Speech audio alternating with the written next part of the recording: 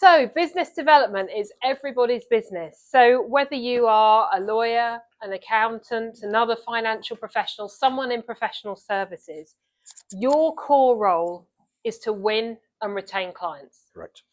If you don't do that effectively, then you are really missing out for your own career, but also for your firm. That is what you are there to do. And enough professionals focus on the technical expertise. What they don't focus on is the how they service clients.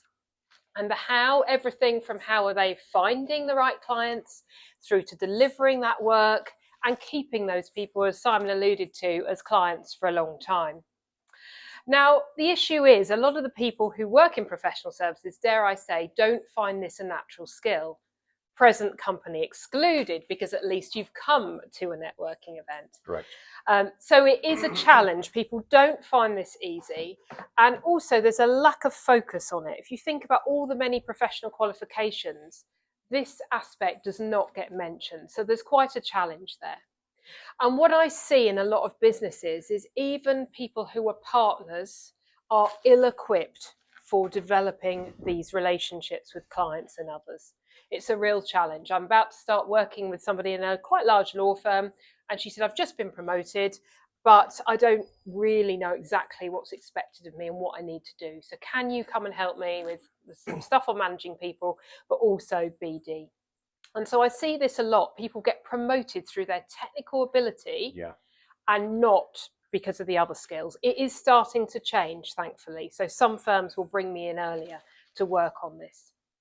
Now, junior people are important. It's important to start developing junior people. It shouldn't just be about partners or whatever you call in your industry the most senior people. I was at a conference last week, and what was fascinating is someone was saying how actually the associate level, which will be different in other professional services industry, but that's quite an experienced level of person, potentially heading for partner, has a massive impact on whether clients are satisfied or not. How they interact with them has a big impact as to whether those clients stay or whether they go. So we do need to think about that perspective as well. Now, anyone that has client contact is doing business development. Correct. Don't know whether you've thought about that or not, but they are. Whether they realise it and whether they're doing it well is another question. So I was at a prospective client business this morning. It was my first meeting of the day. And she quickly went into talking about her BD people and the help they might need. I said, yeah, that's great. But have you got other people that are client facing? And she said, well, yes, of course. I said, well, then they all need support as well, because they are the ones talking to your clients day in, day out. And existing clients is the major opportunity that most professional services people don't focus on. They don't think about how can we develop those relationships further to get more of the same type of work. How do we cross-sell? There's not enough of that going on in all sorts of professional services firms. Usually, dare I say, because people don't trust their colleagues enough, don't know their colleagues enough. So that's a massive missed opportunity, and not nurturing those relationships so that they are getting more from those clients over time and keeping them loyal. I'm doing a big project with a mid-sized law firm at the moment who admit they have no structure, no culture around business development. So we're working on this project across 5 or 6 months. There are about 85 people.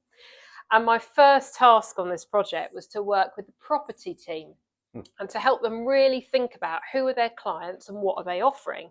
And you'd think it's simple, wouldn't you? Property, conveyancing, buying, selling houses. But actually, they do a lot more than that. So I was really getting them to focus. But then we got into talking about cross-selling. And I said to them, so what do you do with this? You know, people who you're managing a sale or a purchase of a property, you can do more things. I said, oh, well, we've got a box, you know, a couple of boxes you can tick on the form we send them about, do you have a will? Yes or no? I said, oh, that's nice. So, yeah, so what do you do with that? And we had a bit of a conversation about the process, especially if somebody ticks no. I said to him, so what determines whether your client you're already working with ticks yes or no? One of them just went, well, it's whether they've got a will or not, isn't it? No, it's not. I said, if you haven't built the relationship enough with that client, even somebody that is a no, they don't have a will unless they do need one. They're not going to tick the no because they don't want to engage in that conversation with you. You haven't built up enough trust. They don't like you enough. They don't like you enough on the property project. They don't want to start doing something else. And I said, actually, if you're getting to know your clients well, you should be able to have that sort of chat and understand whether they have other needs in that conversation. So there's some context there to start with.